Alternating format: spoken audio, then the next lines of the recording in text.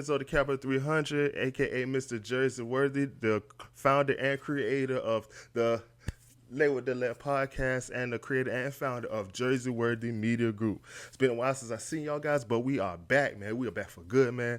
So if you haven't, please like and subscribe to the channel. Please like all my videos. Please subscribe to the channel. It helps with the algorithm so we can pump out all these videos, man, because we got a lot of content coming up, man. But today's episode will be on Derrick Rose. Yes, Derrick Rose, man. One of my favorite players all time, man. Maybe my top 3 favorite players all time, man. He got a lot of influence behind me, man. I love Derrick Rose, man. But today's video will be on Derrick Rose and on the Out the Mud podcast. If you guys don't know what Out the Mud podcast is, go check out their guys' channel on YouTube. It's Zach Randolph and Tony Allen, man. They got great content over there, man. Content on Derrick Rose, Kevin Durant, Jaren Jackson Jr. They got all type of interviews and stuff over there, man. So if you guys haven't checked out their videos, please go check them out. They will be tagged under the video, man. So Out the Mud podcast, Derrick Rose. The first clip I got going on today, we'll be talking about Derrick Rose and the motivation behind how he got his game, his play style from, all type of stuff, man. So let's get into this video. I like how you just, you know what I mean? Like, how did your brother, like, shape you, like, on the court? Because you on the court, bro. You a dog. You can see that outside, like, you know, that court. And I know around here, y'all had some of the best, talking to TA, some of the best park games, the tournaments and shit. Like, yeah. Like, you played in a lot of them tournaments, too, like, coming up in high school. Yeah. Yeah. Going to the different parks and shit, you know what I mean? I mean, I feel like my brothers, I don't play like my brothers at all, bro. I don't play like them at all. My brothers got like my brother that's above me, he could jump. My brother that, Reggie, he could shoot. Wayne, he was more of a point guard. But I feel like I play a Chicago way of hooping, though. Like, making you have to, for one, compete.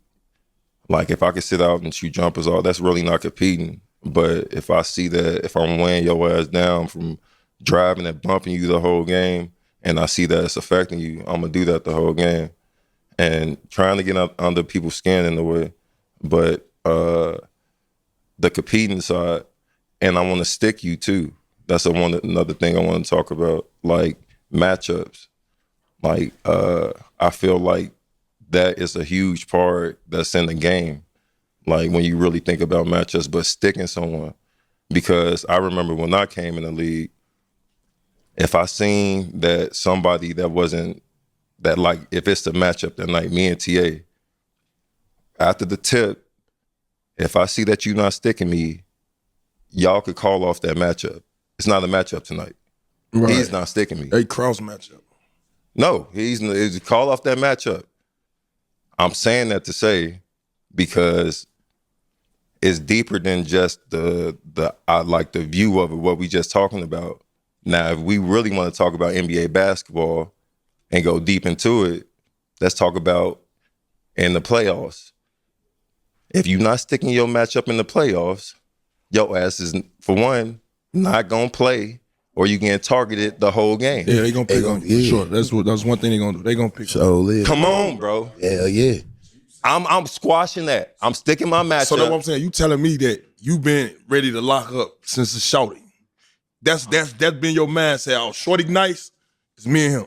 Man, if he's not 6'7", 6'8", if he's 6'6", 6'5", it's me and you, bro. I don't got, bro. 6'7", 6'8", bro. You just gonna post me up, all that type of shit. That shit started early, huh? Bro, because when you competing, I want to see after the first quarter or when in the game, is the coach gonna put a different defender on me?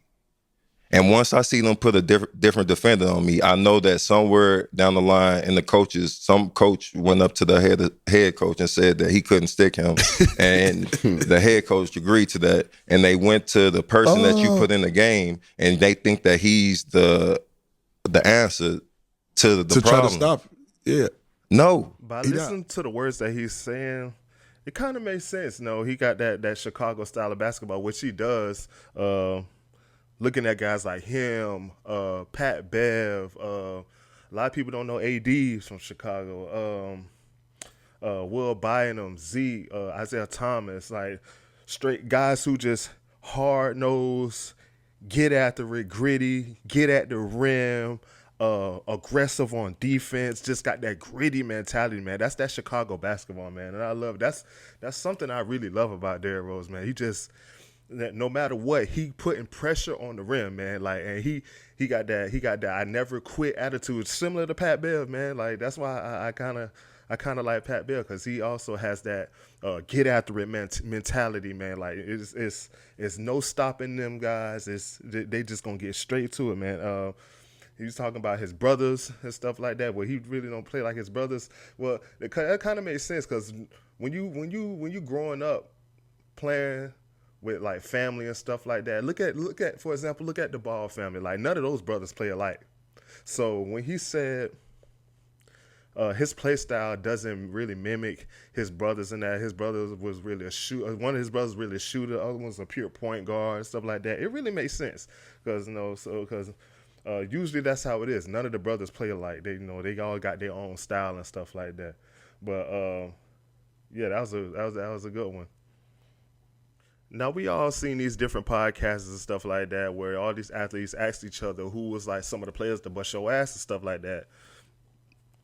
I believe originally the first people to bring this up were like Darius Miles and Quentin Richardson, stuff like that. But yeah, Derrick Rose is just asking Tony Allen who was some of the guys back in the day who was busting your ass, man. And you guys not gonna believe who was Tony Allen was talking about, man, because this guy right here, he was never on my radar who I thought he was talking about, man, but he was very cold back in the day, man. So let's get to the next clip, man. You guys going to be surprised who Tony Allen was talking about. TA, who bust your ass, man? I mean, as far as a defender, you don't care that people scoring you, but who outside of like Kobe and shit that gave you a tough night with a jankiness? Man, a lot of people don't know this, man. It's funny you was saying about the light-skinned cats. Yeah. Because normally when I run up on a light-skinned cat, for sure, I'm trying to punk the shit out of him. That's a fact. So it's funny that you being a light-skinned guy, you know that.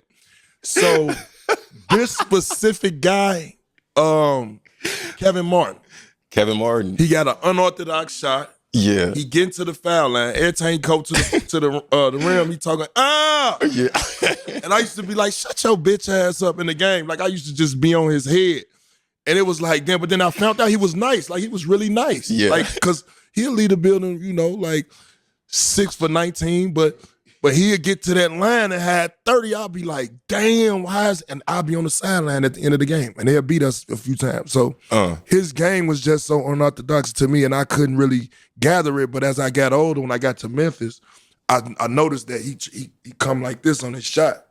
So I say, all right, cool, I'm going to just wait on this side till you shoot it. It's going to be hard for you getting off that motherfucker. Oh, stay on that right. As soon as he come like this. And so, the film, obviously, big film guy. And, I don't know, he was nice. I ain't going to lie, I give him a credit, but I couldn't stand seeing that motherfucker. That's crazy that you said he could hoop, bro. Yeah, he was tough, bro. Get buckets.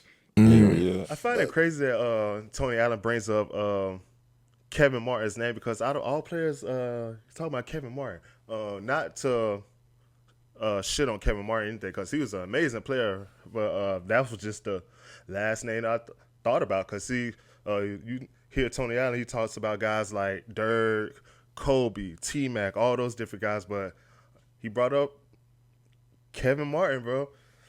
Now, in my opinion, Kevin Martin's pretty good, man. He's very, like you said, very unorthodox player, very weird shot. It kind of has that old Lonzo Ball shot where he shoots to the side and all that stuff, man, but very well-rounded player. If you guys haven't watched Kevin Martin, man, or familiar with his game, stuff like that, go check him out on YouTube, man. Y'all will be surprised. Kevin Martin was very, very cold. Like, I believe some of his best days were when he was in Sacramento.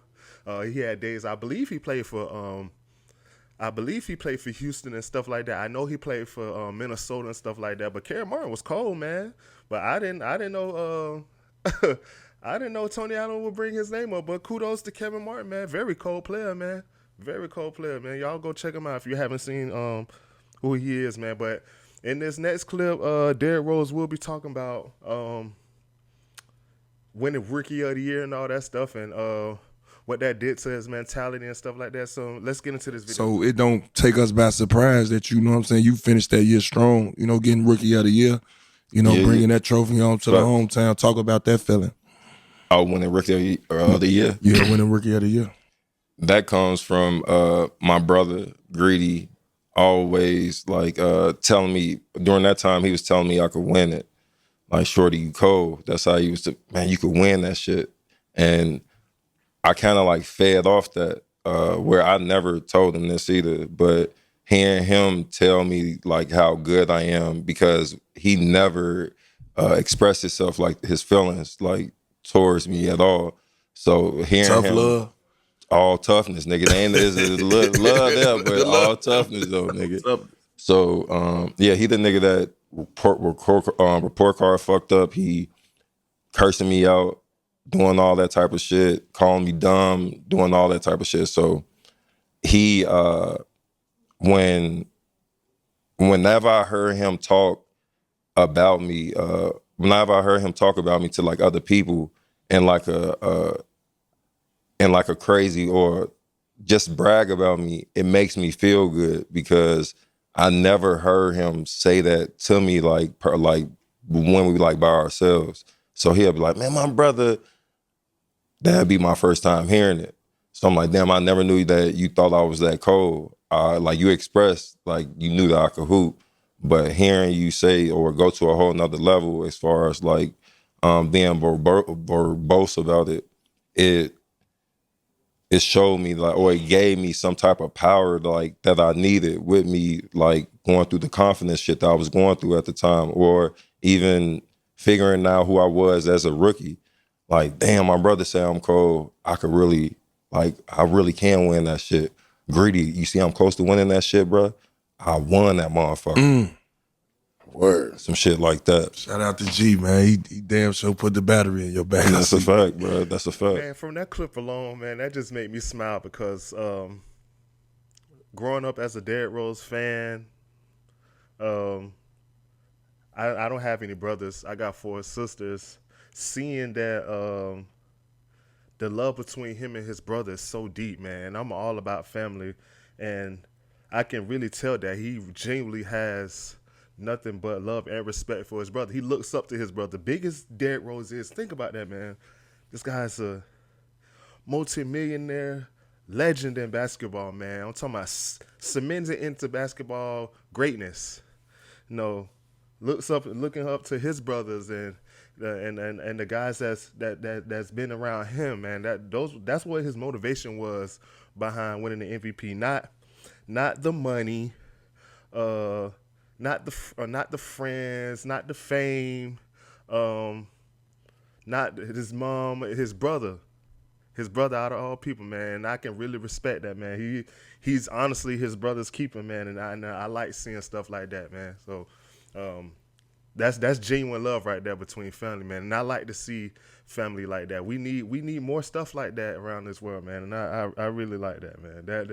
That video really made me smile, man. I can see that the love between him and his brother is really genuine, and I hope to see a lot of more players like that talk about their relationships with their family members and stuff like that, because I know it can get a little rocky between family members and stuff like that, man. But I'm glad to see his brother was his motivation behind winning Rookie of the Year and all that stuff, man, because man, winning Rookie of the Year, youngest rookie to ever win Rookie of the Year, stuff like that, man. Well, I don't think he was the youngest rookie to win Rookie of the Year, but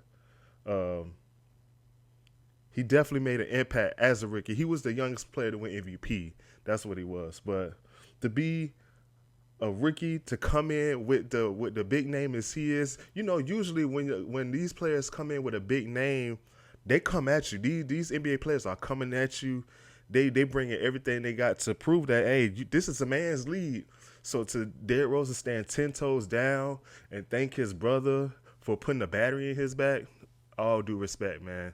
And we love D.Rose for that, man. But The next clip we got going on is D.Rose talking about his injury, man. We all know D.Rose had an ACL injury and stuff like that, which really derailed his career.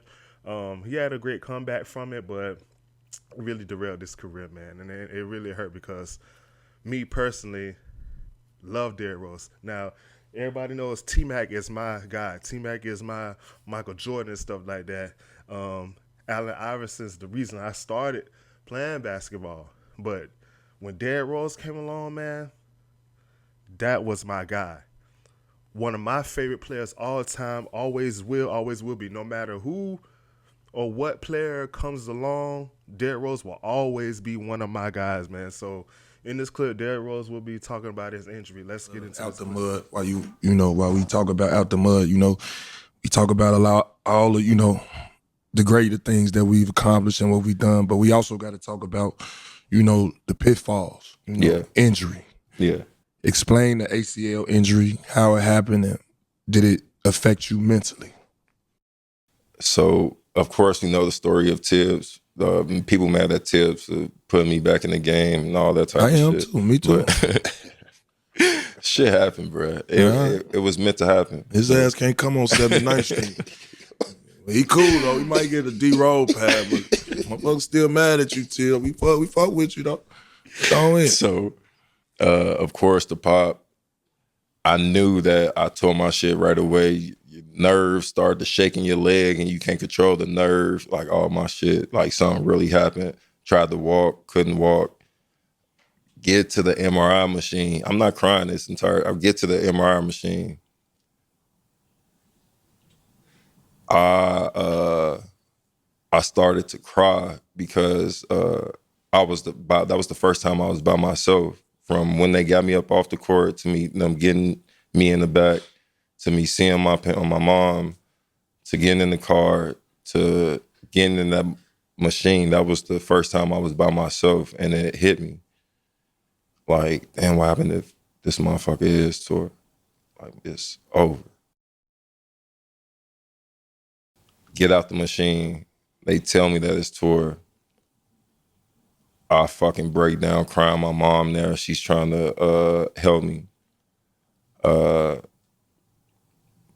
After that, get back to the crib, and just for like a year or like 2 years was just hard, bro.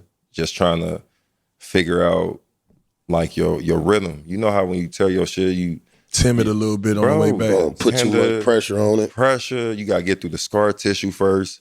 Then after the scar tissue, you gotta learn how to get strength. Fuck the scar tissue. What about when you gotta get on the bike prior to you start walking? Try to get and the you rotation. Try to get go fully around. Can you go fully? Okay, you can't do that. Start backwards. So they make you start off backwards first, with you going back. Then once you get past that, you start getting through the scar tissue. You could go forward. Go from that to being in the pool. Being in the pool to the whole process of learning how to walk again. And you get through that, and you feel like you by yourself, like the entire time, feeling like you're the only one, because being practical, you are, because you really showing up in real time for every session, every rehab session, all that. Nobody's in there with you. It's you and the therapist, and you having to, they low key turn into your counselor in a way, because you talking to them most of the time. And y'all figuring shit out. How you feel today? You 10 today? You can't really go today, blah, blah, blah. So you go from that to mentally having to deal with, like, I'm never going to be the same. That shit rough. Like, I'm never going to be the same, bro. Yeah, I agree. I swear, bro. Can I play through this pain? Because every day it's not going to be like pain-free. When you're dealing with an injury, can you play through the pain? Sure. And after my ACL injury, all the way into my 15th year, I played through some type of pain for all those years to get to where I was at, get to where I am right now. Listening to D.Rose and what he was saying about going through his injury, all the ups and the downs, the trials and tribulations. He was even talking about his first time crying was after he got out of the MRI machine, man, I never had a ACL surgery. I never tore my ACL. I never really broke a bone like that. But my wife, she tore her ACL and her meniscus maybe like a couple years ago. She had surgery maybe like almost 2 years ago. And I had to be, I was with her every step of the way, going through her rehabilitation, going with her to her rehab, what's the word I'm looking for? She was going to her rehab appointments and all this stuff like that, watching the scene and things that she went through. I got a best friend who also tore his ACL and all this stuff. He played on it almost for 2 years and didn't even know he tore his ACL. But I seen the things that he had to go through in his recovery process, man. So it hurts to see D.Rose go through those things, man, because he was on his way to being immortal. He's still immortal, but to see him go through that, man, it puts another perspective on life. Like, okay, if this basketball thing ends, like, what's next? What's next in life? Yeah, man, it really hit me in the heart because like I said, I haven't been through an injury like that, but people very close and near to my heart have went through these injuries, man. And I've seen the things they went through, the sacrifices they family had to make to be there for them and all that, man. But, you know, man, I'm glad he's doing well and stuff like that. He's getting his jersey retired this year, man. You know, they have Chicago just anointed him with D.Rose Day, 1/4/25. That's January 4th, 2025 was the day. Those are his numbers, 1, 4, and 25. So D.Rose Day is 1/4/25 every year. So I'm glad to see that he's getting his flowers. Also, he just opened a Rose shop in Chicago, which I'm going to be in Chicago this weekend. I don't know if I'll have the chance to get by the rose store to see the roses or something like that. Maybe buy some roses for my wife or stuff like that. But I would like to see the rose store, even go in and take a visit while I'm in Chicago this weekend. But yeah, man, that was the video for today, guys. D.Rose on the Out with the Mud podcast. If you guys have, like I said, if you guys haven't subscribed to that channel, it is Out of the Mud podcast. The name and of their videos and stuff like that, the name of the channel will be under the video. Like I said, go like and subscribe to my channel. We'll be dropping content all the time. We're going to be pumping this stuff out, man. So like I said, I will be in Chicago this weekend, so I will be dropping some stuff early next week, man. So you guys going to be on it. Like I said, I got some more Orlando Magic stuff coming, man. So yeah, please, like I said, please like and subscribe to the channel. It helps with the algorithm, man. Let's get this thing going, man. We on the way to 1,000 subscribers, man. So next time, everybody's love, peace.